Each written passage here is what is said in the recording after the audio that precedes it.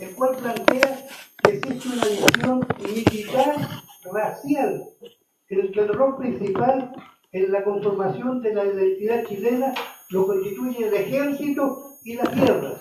Repito, el ejército y la guerra. Este mismo autor señala que otro rasgo muy importante de la identidad chilena es la inseguridad. El chileno, dice, siempre se siente inferior frente a los extranjeros, dejándose explotar. Pone, por ejemplo, a los pampinos de las pampas eritreas del norte. La falsedad de esta afirmación es evidente. Recordemos las fehacientes huelgas de los obreros del salitre, que fueron aplastadas por brutales masacres por las Fuerzas Armadas durante los gobiernos reaccionarios. Recordemos algunas de ellas. La masacre en la oficina sanitaria de Chile, el 17 de septiembre de 1904. Masacre en la Escuela Santa María de Iquique, que es tal vez la más conocida, del 21 de diciembre del 2007, en que murieron allí más de 3.000 obreros, mujeres y niños. La masacre de la oficina salitrera Domeico en 1919. Masacre de la oficina salitrera San Gregorio el 3 de febrero de 1921. Masacre en la oficina salitrera La Coruña el 4 de junio de 1925. La masacre en la oficina salitrera Marusia ese mismo día, 4 de junio de 1925. Masacre en la oficina salitrera Pedro de Valdivia el 17 de septiembre de 1956. ¿Fueron esos trabajadores del norte cobardes? ¿Se aceptaron la explotación del extranjero? No. Ellos lanzaron huelgas, y estas huelgas, que son un movimiento económico de los trabajadores, fueron transformados por los gobiernos reaccionarios en un movimiento político, interviniendo al lado de los patrones y lanzando contra los trabajadores a las Fuerzas Armadas. Ese es el ejército, esos son los carabineros, esa es la marina, esos son los aviadores, los cuales han jugado un papel represivo durante estos gobiernos reaccionarios. Otro que se refiere a la identidad chilena es Nicolás Palacios. ¿Qué dice? La identidad chilena está representada por el roto chileno, que es esencialmente bélico. Y según Hernán Godoy, la identidad chilena se forjó durante la colonia. Su carácter es una dualidad entre sumiso y agresivo indirecto. Así nos fotografían algunos de estos autores. Preguntamos, ¿somos los chilenos idénticos? ¿Somos todos los chilenos iguales? Veamos. Las raíces de la actual sociedad chilena. Finalizado el proceso de la independencia del sistema colonial español, proceso que se inicia el 18 de septiembre de 1810, cuando los criollos ricos, haciendo un cabildo totalmente cerrado y no abierto como lo proclama la historia, la falsa historia oficial, los criollos ricos se reúnen para formar una junta de gobierno para mantener a Chile bajo el dominio del rey español. Así que los que hablan del 18 de septiembre como el día de la independencia no tienen idea. Yo siempre he dicho, cúrense hasta las patas el 18, pero cúrense sabiendo por qué lo hacen, porque es totalmente falso que ese día fue la independencia de Chile. Este proceso culmina con la batalla de Maipú en 1818, en que las fuerzas patriotas derrotan definitivamente a las fuerzas realistas, porque algunos hablan de las fuerzas chilenas contra las fuerzas españolas, eso es falso. Aquí eran los patriotas que peleaban contra los ejércitos realistas, que estaban formados también por algunos chilenos. Así es la identidad de los chilenos.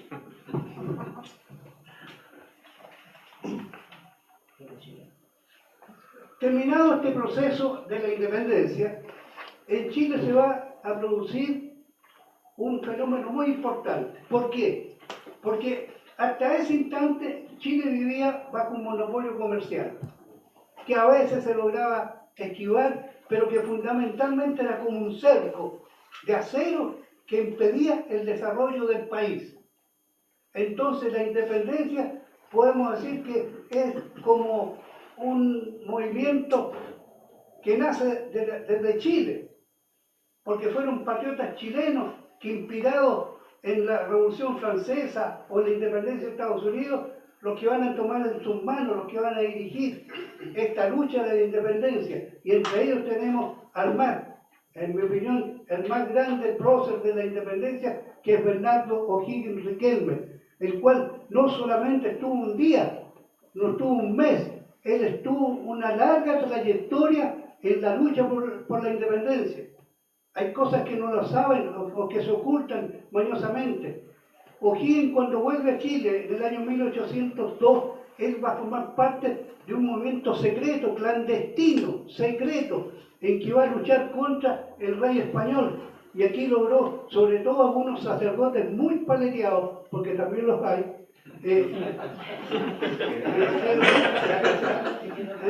van entonces a hacer una lucha secreta muy importante. Él no solo, aquí lo muestran siempre como el general arriba de un caballo, dirigiendo la batalla. Lo más importante de O'Higgins fue que fue un gobernador extraordinario, que mantuvo, que logró con su gobierno acrecentar y consolidar la emancipación de nuestro país del sistema colonial español. Entonces, cuando este proceso termina, este monopolio comercial se acaba y nuestro país está en condiciones de vender las riquezas que tiene a Inglaterra. ¿Por qué Inglaterra? Porque en Inglaterra había un importante proceso de industrialización y nosotros aquí teníamos plata y sobre todo teníamos cobre y lo empezamos a vender. Los recursos llegados por estas ventas van a permitir ampliar los minerales. Las minas eran chicas, artesanales, trabajaba el dueño con su familia. Ahora van a empezar con estos recursos a ampliar las minas. Ya no van a ser 10, ya no van a ser 20. La cantidad va a ser cada vez más grande de trabajadores. Y para poder seguir enviando al extranjero estos minerales, va a ser necesario, en primer lugar, tener caminos, puentes, puertos, ferrocarriles. Y allí va a empezar a trabajar un tipo de trabajador de nuevo tipo. Y lo mismo en las fundiciones que se van a tener, que estaban junto a los minerales, a los talleres, a las fábricas. Y entonces allí, tanto en las minas como en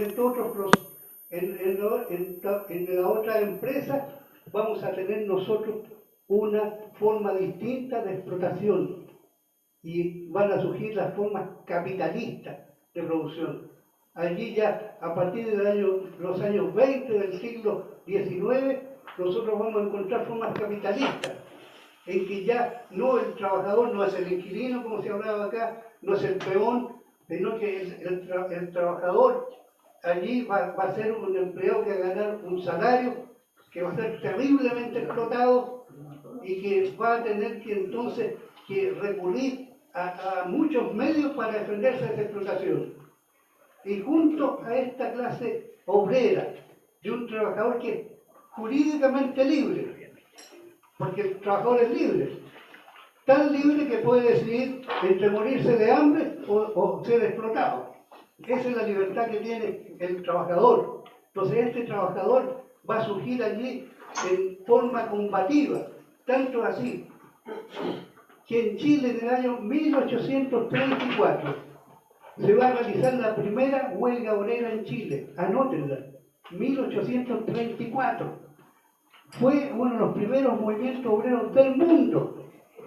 Antes que él solo hubo uno en Lyon, sur de Francia, otro con los obreros de los telares, hubo otros dos movimientos en París y luego el cuarto va a ser aquí en Chile en el mineral llamado chañarcillo, un mineral de plata que había empezado a trabajar solamente unos 2 años antes y se produce esta huelga que fue muy grandes, porque fue muy peleada y porque se abre un camino nuevo en la lucha de los pobres en Chile.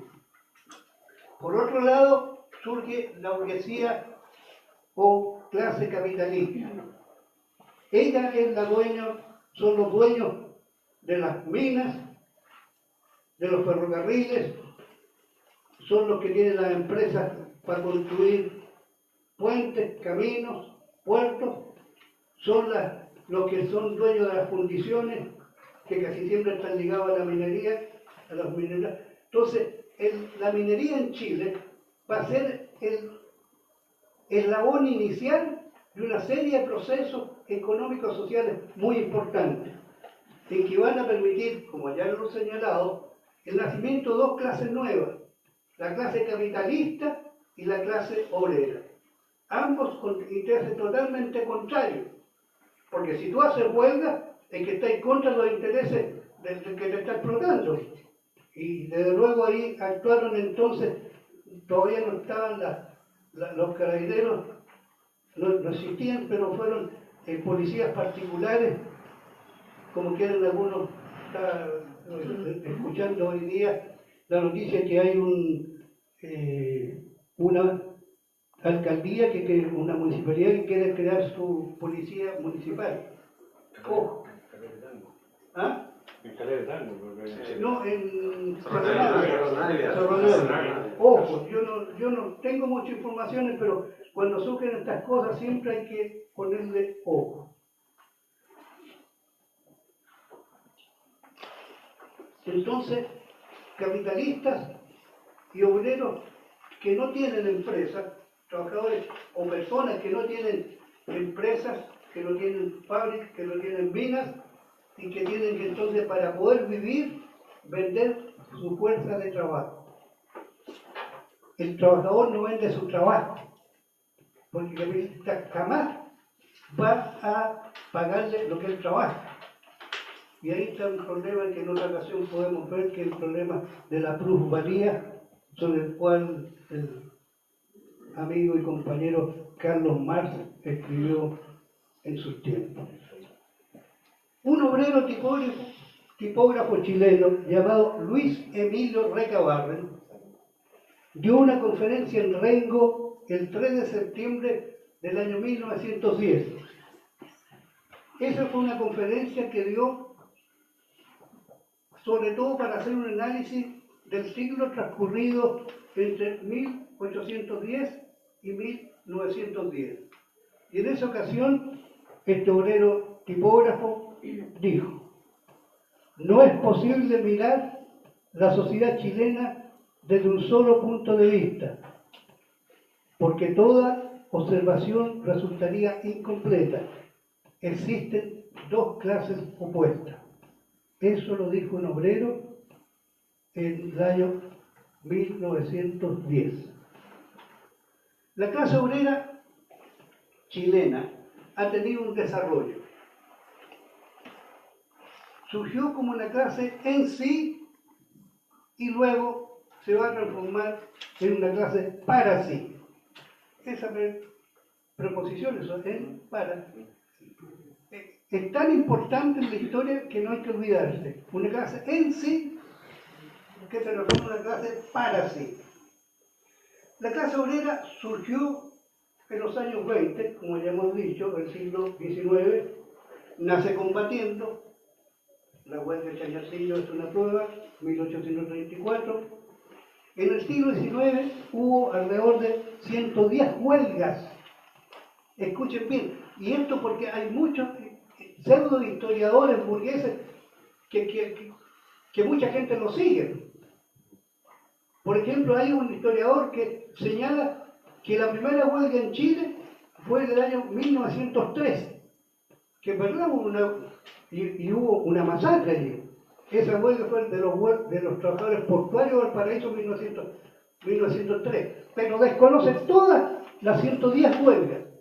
O sea, hay todo un esfuerzo por restarle a la clase obrera el papel importante que ha jugado en la historia de Chile. Así que, a pesar de estas huelgas combativas la mayoría reacción instintiva, podríamos decir, contra la explotación brutal que había. Explotación que llegaba a extremos. Hay casos en que los patrones, a través de los administradores, llegaron a matar a trabajadores que no les obedecían. La explotación entonces era una cosa terrible. Entonces, esta lucha de los trabajadores por lograr superar sus dificultades han sido motivadas, llevadas adelante por estos movimientos de huelga que el trabajador no lo toma como, y ustedes saben, los trabajadores aquí mejor que yo, saben que el trabajador no es la primera instancia en que hace una huelga. Pasa pliego, peticiones, hace peleas, todas estas judiciales en que se enredan, y la huelga va a ser el último recurso. Claro, el último recurso que tienen los trabajadores en la lucha económica. Entonces, hay que tener presente que si los trabajadores han hecho todo este tipo de huelgas, es que ya han tenido que superar una serie de etapas en que los patrones siempre se han burlado de ellos. El ya citado obrero tipógrafo Luis Emilio Recabarren nació en Valparaíso el 6 de julio de 1876. Alcanzó a estudiar en Valparaíso 2 o 3 años en una escuela. Luego su familia se traslada a Santiago y allí Recabarren, Luis Emilio, va a comenzar a trabajar en una imprenta. Él es tipógrafo. ¿Saben lo que es un tipógrafo? Un gráfico. ¿No? Claro, un gráfico. Pero el trabajo es muy complicado, el compañero allá sabe. Por ejemplo, la tipografía consiste en que se van colocando las letras una por una y hay que escribirlas al revés. Puede decir, ustedes han fijado en los timbres, ¿verdad? En que la palabra está al revés. Lo mismo tenía que ser el tipógrafo. O sea, para ser un obrero tipógrafo ya le obligaba al trabajador a meditar, a pensar. Él, Recabarren, como muchos de millones de trabajadores chilenos, fue muy explotado. Miserables salarios, jornadas terribles, pero él tuvo algo que ojalá todos lo tuvieran. Fue capaz de sobreponerse al cansancio, a la explotación, a la indignación, a la rebeldía, a veces ciega, y se dedicó a estudiar, a leer. Fue lo que se llama un autodidacta. Él por su cuenta se capacitó. Y lo más importante, y es una lección también para nosotros, que lo que aprendió, lo aprendió para servir a sus hermanos de clase. Entregó él todos sus conocimientos a los hermanos de clase que eran explotados. Recabarren entendió que esa fuerza que había del trabajador, que ya lo había mostrado en Chañarcillo y que ya lo habían mostrado en muchas ocasiones, era importante, pero faltaba algo. Faltaba que el trabajador tuviera conciencia de clase. Conciencia de clase que desgraciadamente en nuestro país después de la dictadura fue aplastada en gran parte. Por eso estas pequeñas reuniones tienen una gran importancia, porque hay que tratar de recuperar la conciencia de clase. Y eso lo va a hacer discutiendo, conversando, incluso aunque no estemos de acuerdo en todas las cosas, porque es lógico. La identidad no se da tan bien, o tampoco se da en el pensamiento. Tenemos diferentes posiciones.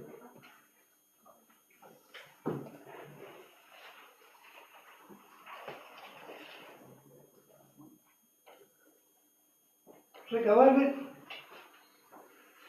entendió que había que educar a los trabajadores y fue capaz de fundar 11 periódicos. 11 periódicos. Y fundó un periódico no era mandar a una imprenta, hay que tener imprenta. En ese tiempo no había imprenta en lo que tú podías mandar el diario para que te lo saquen. Había que tener la imprenta. La imprenta de los trabajadores fue destruida muchas veces. En Tocopilla, en varias partes, llegaba la policía y despedazaba todo, creyendo con eso que iba a terminar la obra educadora de Recabarren seguía. Y un diario, otro periódico, El Despertar de los Trabajadores, tal vez más conocido, de Iquique, pero no el único. En Santiago tuvo Justicia, etcétera, etcétera. Entonces, esta obra extraordinaria de Recabarren en la prensa hay que saberla aquilatar. Hoy día no existe ningún periódico escrito de los trabajadores chilenos. Ninguno. Terrible, ¿eh? El último que sentía el siglo después se le quemó la imprenta y parece que los bomberos todavía están ahí. Eso fue en enero. Fue terrible, no tenemos. Recabarren era capaz de sacar de la nada las cosas. Porque se las jugaba, porque entendía que sin educación estos trabajadores no iban a tener camino correcto. Pero además daba charlas, sacaba folletos. Él mismo llegaba a los actos con los folletos, dice que es famoso, llegaba con los bolsillos llenos de folletos, con una maleta, paquete, y él mismo salía a vender sus folletos. Ahora los míos los ven el compañero. Es avanzado en ese sentido. Y son baratos, ¿sí? Entonces, para lo que contiene, es muy bueno. Claro, el valor es mucho más que el precio. Entonces, ya Recabarren incluso ha sido una cosa interesante que la hemos perdido un poco. Ganaba la gente a través de conversaciones personales. A veces se juntan dos personas y hablan puras casas de pescado. Recabarren, no, él educaba. Por ejemplo, Elías Laferte cuenta, Elías Laferte, un obrero del Salitre, el hijo del Salitre, él llegó a ser senador de la República, fue un hombre muy importante en Chile. ¿Y en cómo fue ganado para la causa de los trabajadores? Una conversación que tuvo una noche con Recabarren. Y él cuenta, esa noche me di cuenta dónde estaba mi lugar junto a los trabajadores. Y hay que educar, Recabarren lo entendió, y nosotros tenemos que comprenderlo, porque desgraciadamente la mayoría de los millones de trabajadores chilenos no tienen conciencia de clase. Y yo digo los trabajadores chilenos, aunque se crean de la clase media algunos, porque algunos se creen de la clase media no sé por qué. Porque el trabajador, si tú vendes tu fuerza de trabajo, donde sea, eres un trabajador y eres explotado. Por más que tengáis cualquier lujo que puedas tener. Entonces, esto lo entendió Recabarren y lo practicó. 30 años de su vida lo dedicó totalmente a educar a los trabajadores. Recabarren es el más grande educador de masas de nuestra historia chilena. No ha habido nadie. El que le puede seguir es Allende. Yo creo que entre los grandes educadores de masa están Luis Emilio Recabarren y Salvador Allende Mora. Porque, no sé, lo que tomo de cierta edad, o lo menos, o lo hemos leído si no estábamos vivos en ese tiempo, recordamos que cuando hablaba Allende, hablaba para educar. Yo no me olvido nunca que estando en San Antonio, el año 52, en la primera campaña, él habló allí en la plaza de San Antonio junto al puerto y dijo, yo no quiero vuestros votos, yo quiero vuestras conciencias, yo quiero que ustedes entiendan que Chile va a salir del atraso cuando rompan las cadenas del imperialismo norteamericano, cuando se termine con el latifundio, cuando se haga de Chile todo lo que es de los chilenos. Educados. Entonces, este Recabarren que va a emplear todos estos medios va a hacer también un periodista. Él no solo él sacó 11 periódicos, pero él escribió en 50 periódicos, incluso en varios argentinos. Cuando él estuvo exiliado en la Argentina, allí también va a colaborar en la prensa y va a escribir. Ojalá todos nosotros tuviéramos la capacidad y la decisión de recabar para construir y educar a nuestros hermanos de clase. Él va a fundar el día 4 de junio del año 1912 el Partido Comunista en Chile. Un partido que surge en Iquique, que en unos días más va a cumplir 106 años de existencia. Es el partido, es uno de los 3 o 4 partidos revolucionarios más antiguos del mundo y es el segundo partido político en Chile después del Partido Radical. El Partido Radical es más antiguo, después le sigue el comunista. Y va a ser otra cosa muy importante. Recabar va a comprender que no bastaba la conciencia, sino que era necesaria la organización. Y se va a dedicar entonces a organizar a los trabajadores. Y en el año 1900 surgen en Chile las mancomunales. Mancomunales viene de manos comunes. Estas mancomunales van a ser las primeras organizaciones de tipo sindical en la historia de Chile. Y van a tomar mucha fuerza. El propio Recabarren va a estar metido, por ejemplo, en la de Tocopilla, después va a estar metido en la mancomunal de Antofagasta y en otras más. Van a haber mancomunales desde el norte salitrero hasta Valdivia, en el sur lluvioso de nuestro país. Y algo que se oculta o que no se conoce, la masacre de la Escuela Santa María de Iquique, del 21 de diciembre del año 1907, fue para aplastar un movimiento de los trabajadores del salitre de la provincia de Tarapacá. Trabajadores que habían sacado un pliego de peticiones mínimo, compañeros. Uno, que le aumentaran el salario de acuerdo al alza contra la vida. Dos, que tuvieran algunas seguridades industriales. Por ejemplo, que en La Pampa, alrededor de los cachuchos, ¿saben lo que son los cachuchos? Yo no sé, no. Es donde se mueve la materia prima, el salitre, que es el caliche. Entonces, ellos pedían simplemente que se colocara un cerco alrededor de esto, para que la gente no cayera ahí, quedara triturada. O en los grandes fondos donde servía el salitre, servía a grandes temperaturas, también que se colocaran cercos para evitar que un trabajador se cayera, como se caían, imagínense usted, a temperatura horrorosa, como moría esa gente. Pedían un local para una escuela. Si el trabajador chileno desde el comienzo entendió la necesidad de educarse, pedían una escuela, pedían cosas que en vez de fichas, se le pagaba con fichas con las cuales era la segunda explotación, Una ficha era una cuestión, una moneda que ellos sacaban que solo servía para comprar en la pulpería, el nombrecito que tiene, pulpería de la oficina salitrera.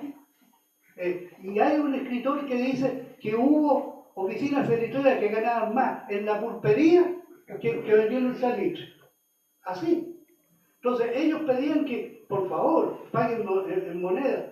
Y con esa ficha uno no podía comprar en ninguna parte, solo ahí. Entonces eran esas cosas mínimas que pedían los trabajadores de Tarapacá. Y viene esta terrible masacre en que intervienen marinos, soldados, en que se usa, y escuchen bien, por primera vez las ametralladoras las usó la Marina chilena para asesinar a los trabajadores pampinos con su mujer y sus niños en Iquique. ¿Y por qué hicieron eso?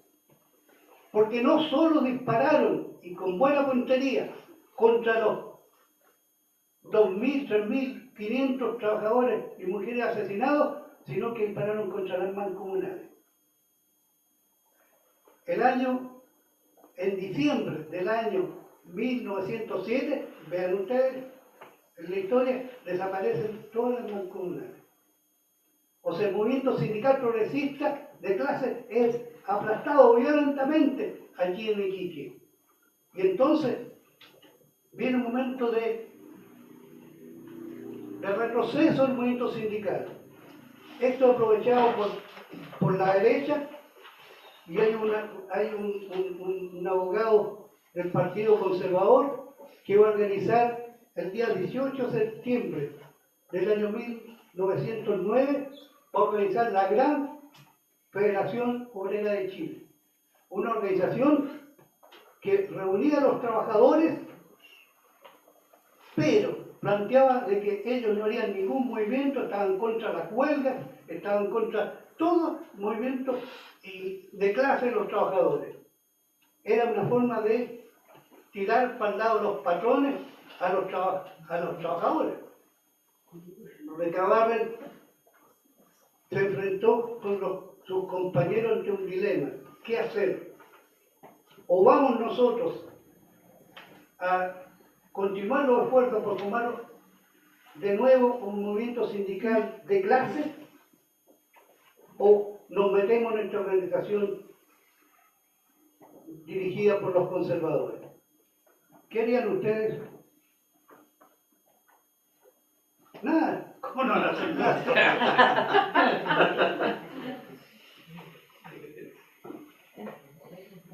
¿Cuál camino? ¿Nos metemos por el sindicato revolucionario o nos metemos aquí a estos amarillos y a cuál? Yo me meto ahí para romper el cerco. Se nota que tenía buenos profesores. Tengo uno de ellos, compañero. Por eso le dije. Bueno, efectivamente, fíjate que Recabarren, con una inteligencia tan grande, hizo lo que otro gran pensador llamado Lenin escribió en el año 1920. Él lo hizo a partir del año 1909. O sea, Recabarren realmente un hombre fuera de serie, realmente. Entre más leemos a Recabarren, entre más lo estudiamos, más nos convencemos que es la más grande personalidad que ha existido en Chile en toda su historia. Y esto es así.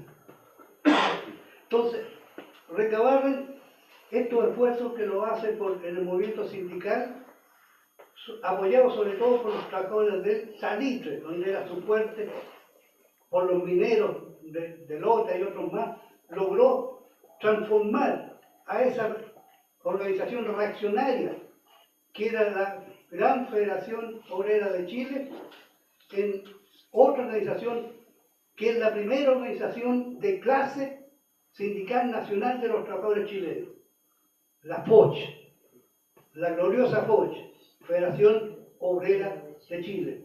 Y esto se logra en una convención que se realiza en Concepción en el año 1919, el 25 de diciembre, como regalo de Pascua, de 1919. Entonces, cuando Recabarren, con su obra y acompañado por sus compañeros, logra crear conciencia de clase en vastos sectores de los trabajadores, cuando logra que esos trabajadores tengan un partido político y cuando logran que esos trabajadores tengan una organización sindical de clase, en ese momento esa clase obrera chilena se transforma en una clase para sí, o sea, una clase en sí, es una clase que existe objetivamente, pero que no tiene conciencia de clase, que no tiene sus organizaciones políticas ni sindicales propias. Entonces, cuando hay conciencia de clase, cuando hay organizaciones políticas y sindicales de la clase obrera, esa clase obrera se transforma en una clase para sí. Y si ustedes ven la historia de Chile, precisamente a partir de esos años, 1919 adelante, la clase obrera empezó a jugar en Chile un papel importante, de gran importancia. Recabarren escribe hasta noviembre de 1912. Las clases existen, son un hecho. Desde que existen clases, existe lucha entre ellas. Existe lucha entre ellas. Y la moderna lucha de clases, que surge con el capitalismo, sus primeros rasgos de hecho surgen en los años 30 adelante en Chile, la moderna lucha de clases, que es la lucha que enfrentan los trabajadores bajo el capitalismo, tiene tres niveles, tres aspectos. Uno es la lucha económica. La lucha económica es la lucha por su reivindicación inmediata. Salarios, jornadas que no sean tan brutales, otros beneficios, vacaciones, etcétera, etcétera, etcétera. Esa lucha los trabajadores la dan exitosamente cuando cuentan con sindicatos de clase. Sindicatos no amarillos, porque a veces hay sindicatos que trabajan más por patrón que para los trabajadores. Entonces, teniendo en esta lucha económica estas reivindicaciones que son inmediatas, el sindicato juega un papel fundamental. Luego, un segundo aspecto de esta lucha es la lucha ideológica, la lucha de las ideas, la lucha que tienen los trabajadores por derrotar todas las mentiras que lanzan a toneladas por diluvio todos los días los medios de comunicación. Todo, hasta vean incluso películas. Uno ya no puede ver películas, no hay películas que traigan los canales en que no aparezca un chino por ahí metido, un ruso, no sé si se ha explicado, ¿ah? Siempre el contrabando, siempre. ¿Ah? Incluso los comentaristas políticos, deportivos, de vez en cuando lanzan sus cositas así. O sea, hay un permanente, hay un diluvio si nosotros no estudiamos. Alguien dijo, si nosotros dejamos un vacío en nuestra cabeza, lo llena la porquería de la propaganda burguesa. Por eso hay que estudiar, por eso hay que leer, por eso hay que comprar buenos libros.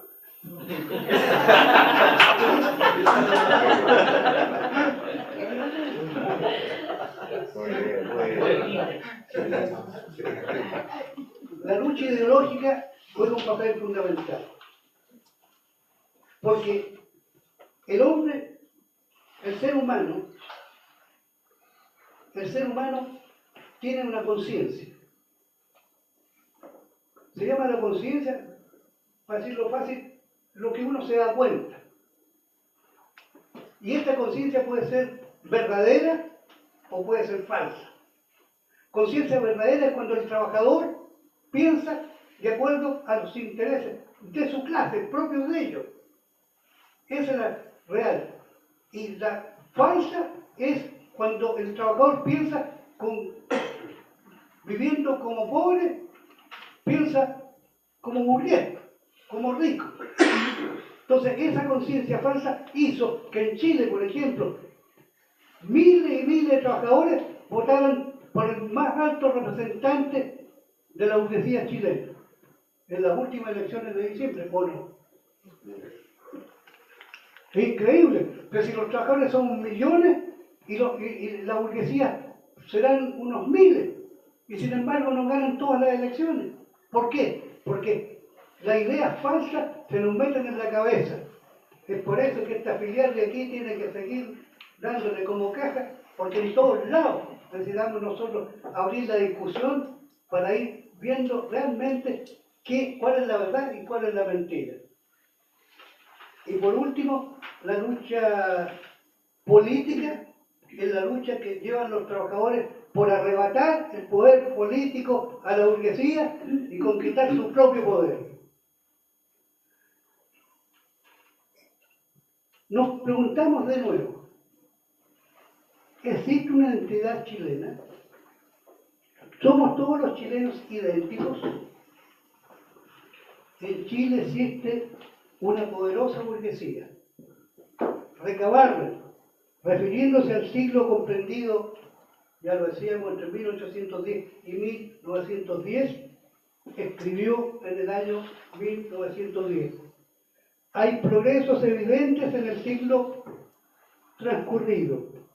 Ello no puede negarse, pero esos progresos corresponden a la acción de toda la colectividad y en mayor proporción, si se quiere, a la clase proletaria, que es el único agente de producción. Repito, es el único agente de producción, de creación, de ejecución de las ideas y de los pensamientos. Pero esos progresos ostensibles son precisamente la causa de la miseria proletaria. El progreso está construido, pues, en cuotas de miseria. De todos los progresos que el país se ha beneficiado, concluye Recabarren, al proletariado no ha correspondido sino contribuir a él, pero para que lo gocen sus adversarios.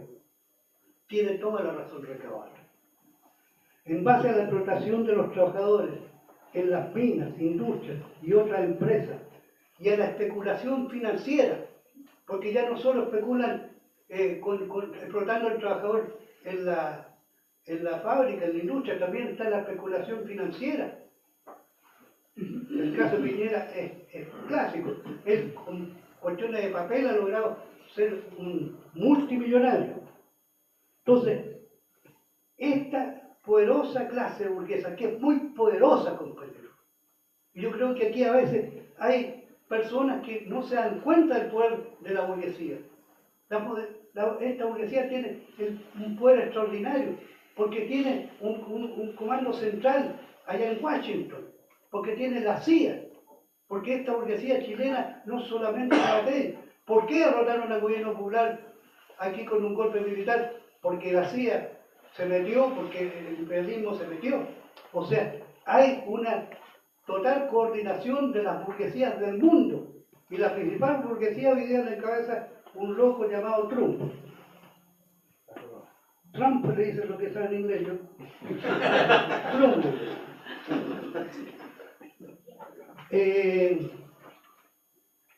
Esta burguesía está encabezada por 7 millonarios fabulosos clanes. La familia Lusic,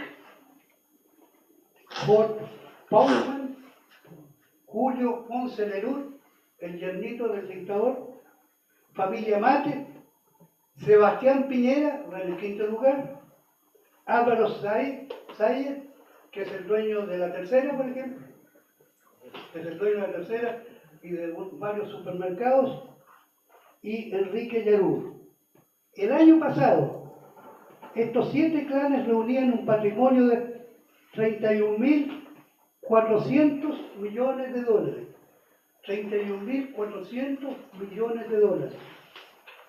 La construcción de un hospital en Chile cuesta 2.500.000 millones de dólares. 2.500 millones de dólares. Por tanto, la fortuna de solo estos 7 clanes que tenían el año pasado, que le han aumentado, sobre todo después de esta elección, equivale a construir 12 hospitales y medio. O sea, 7 personas, 7 familias, compadre. Yo no sé si ustedes podrán pensar cuál es la diferencia con ustedes de esta gente. Terrible.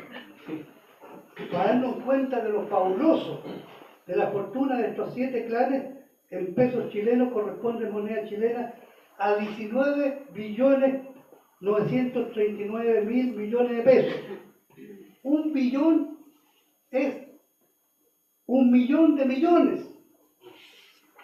1 millón de millones. Imagínense, cuando nosotros, los pobres proletarios, vamos a lograr tener, no digo 1 billón, 1 millón de dólares. O sea, es increíble. La burguesía chilena no solo tiene en sus manos estos fabulosos, grandes fortunas, además controla todos los medios de comunicación. O sea, no hacen eso como que. Y desde el 11 de marzo de este año comenzó a controlar el Ejecutivo. O sea, su poder es inmenso, compadre. Por eso que si nosotros no nos apertrechamos, si nosotros no estudiamos, si nosotros no logramos tener una teoría científica para analizar la realidad, nosotros, compañeros, estamos condenados a vivir muchos años y muchas generaciones de chilenos bajo esta terrible dictadura de la burguesía. Algunos se asustan cuando se habla de la dictadura del proletariado. ¡Uy! En cambio, están lo más tranquilos con esta dictadura de la burguesía, pues, compadre. Sí, hay una dictadura total, en todos los aspectos, del pensamiento, de la plata, de todo. Volvemos a preguntar.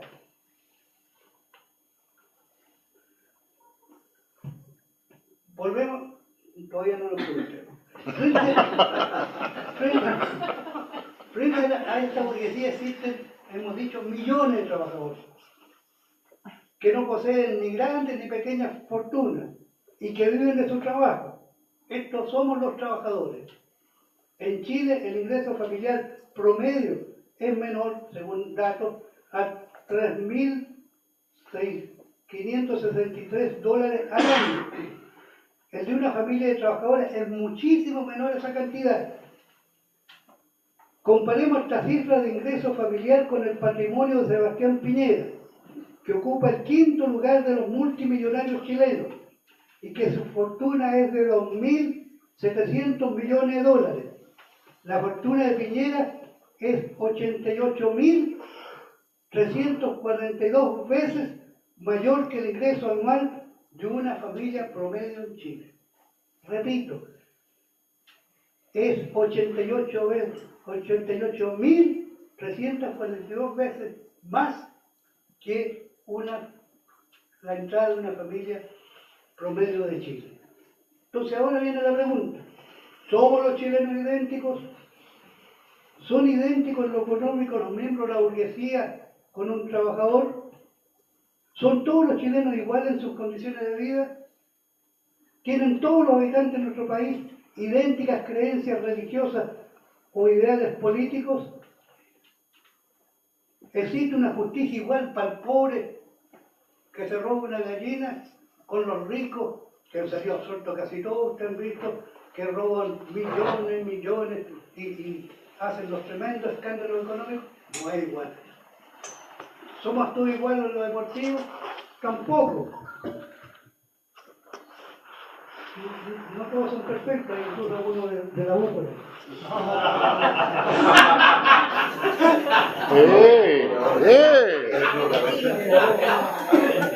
Y aunque les pique, Colo-Colo sacó la cara para el fútbol chileno. Bravo. ¿Existe la identidad? No existe. Capaz que sea aún mejor que la aquí. Pero los colocolinos, los únicos que han salido campeones de la 22 estrellas. Eso es apología ya. El compañero que me trae de la U así que me dejan aquí. Bueno, ¿a quién les conviene hacer creer que en Chile hay una identidad chilena? A la burguesía y a sus cómplices, consciente o inconsciente. Porque no siempre el que escribe o dice barbaridades lo dice con mala intención, sino que lo dice porque está equivocado o ignorante. Pero de todas maneras ayudan a la burguesía.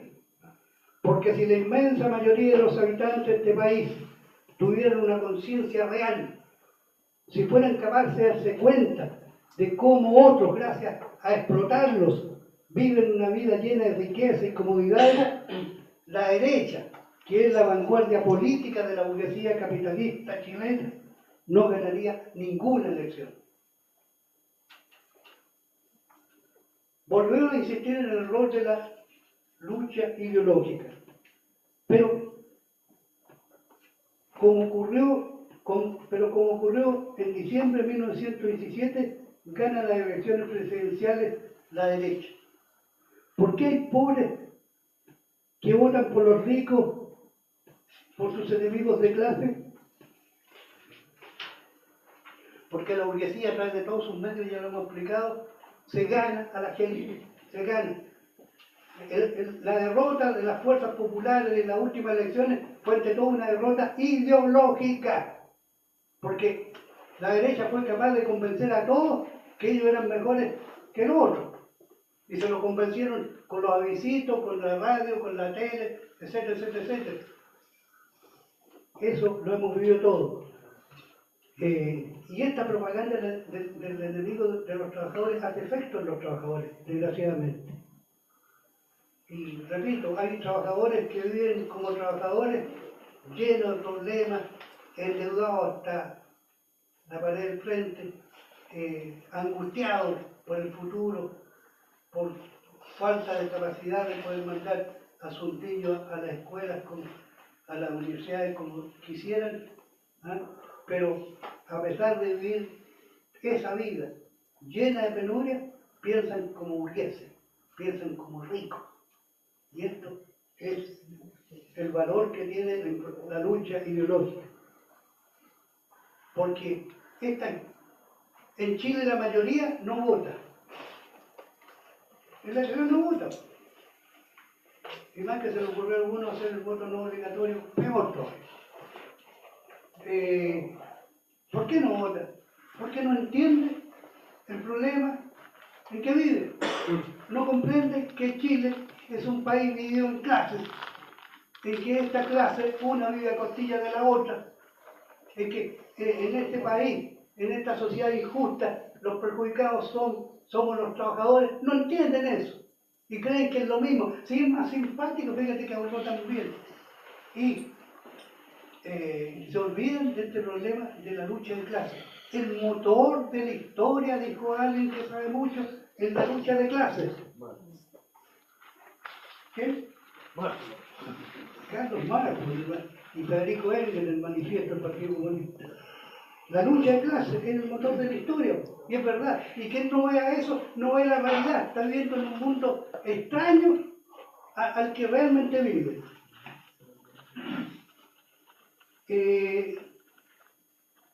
Y nos convencen con toda la mentira. Por ejemplo, a los chilenos no une la bandera nacional, el tricolor con la estrella solitaria. Claro, cuando la burguesía le conviene, cuando hablan de unidad nacional. Por ejemplo, la guerra del salitre, yo le llamo así, la guerra del Pacífico, como le llama la historia oficial. ¿Ah? Ahí también hablaron de los rotos que van a luchar por la patria, y en esa guerra fratricida en que Chile fue responsable, porque ustedes saben que esa guerra se inició porque tropas del ejército chileno invadieron territorio boliviano el día 14 de febrero de 1879. ¿Por qué? Porque allí había una empresa en Antofagasta que era territorio boliviano. Antofagasta, territorio boliviano.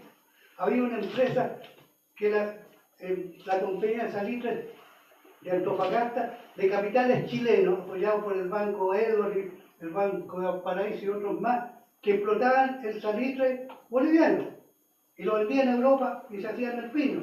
Llegó un general patriota peruano, boliviano, que se toma el poder y resuelve entonces aplicarle, como era justo, un impuesto a esta empresa por cada quintal que se mandara a Europa.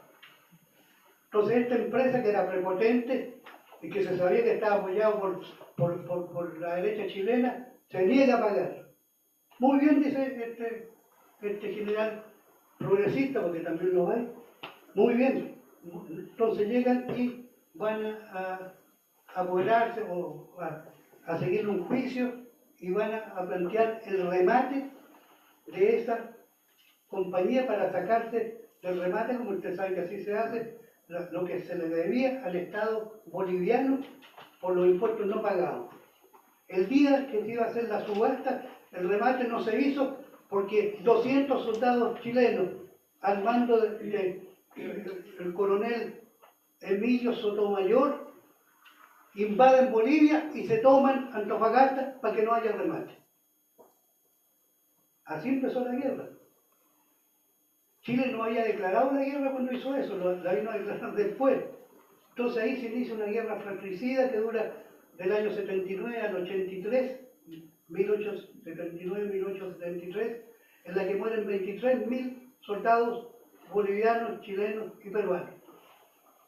¿Y qué peleaban allí? El salitre. Ese roto chileno que murió allí bajo la bandera tricolor con la estrella solitaria no tenía nada que ver con la causa de la guerra. Esa era una guerra por el salitre, que al final fueron las principales oficinas salitreras donde se produce el salitre, fueron tomadas por los británicos. Los ingleses se apoderaron del salitre. John Thomas North, Robert Harvey, la casa Gibb, todos estos se van a adueñar de los principales. Entonces, identidad chilena, vamos a combatir contra estos tales del norte, y mueren. Y la bandera chilena también ha sido masacrada, compañero. Se iniciaba el año 1966. Los trabajadores del mineral de cobre de El Salvador estaban en una huelga solidaria, solidarizando con sus compañeros que estaban en huelga y no se le hacía ningún arreglo, que eran los mineros del Teniente.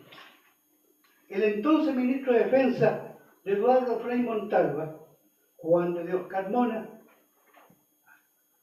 ordenó la ocupación militar del mineral del Salvador.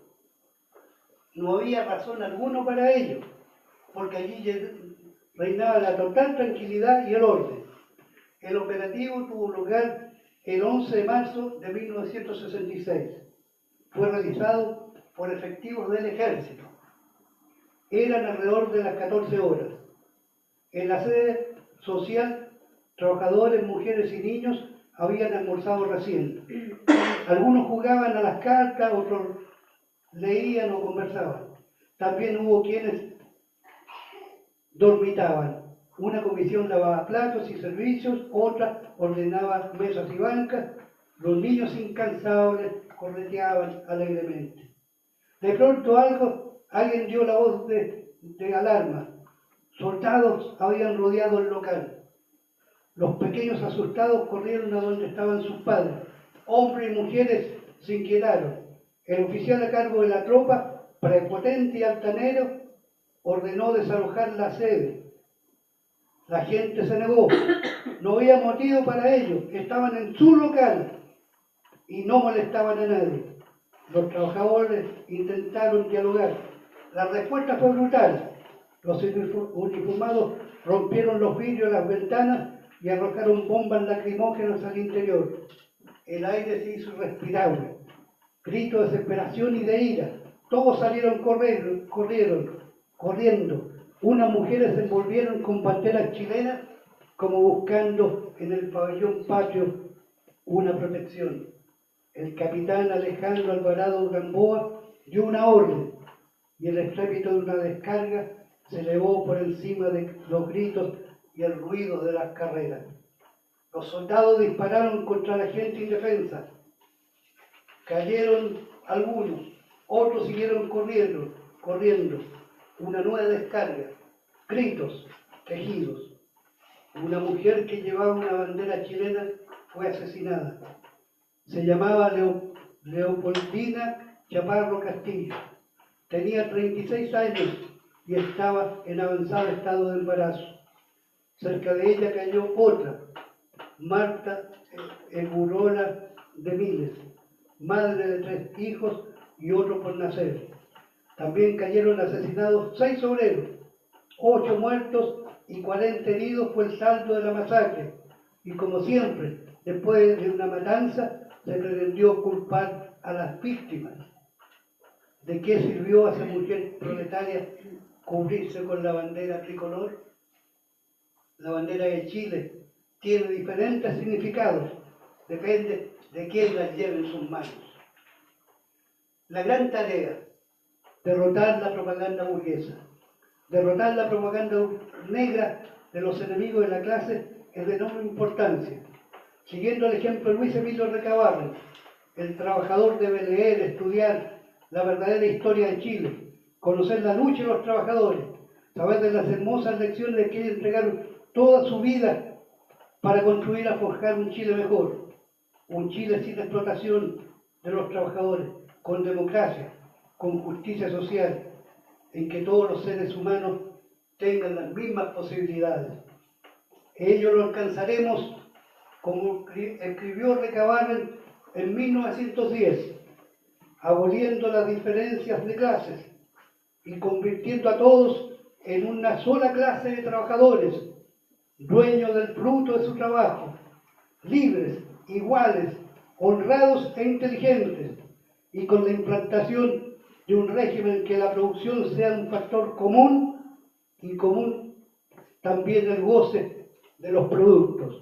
Entonces sí, compañeras y compañeros, entonces sí, en esa nueva patria nacida de una roja aurora, podemos hablar realmente de una identidad chilena. Muchas gracias.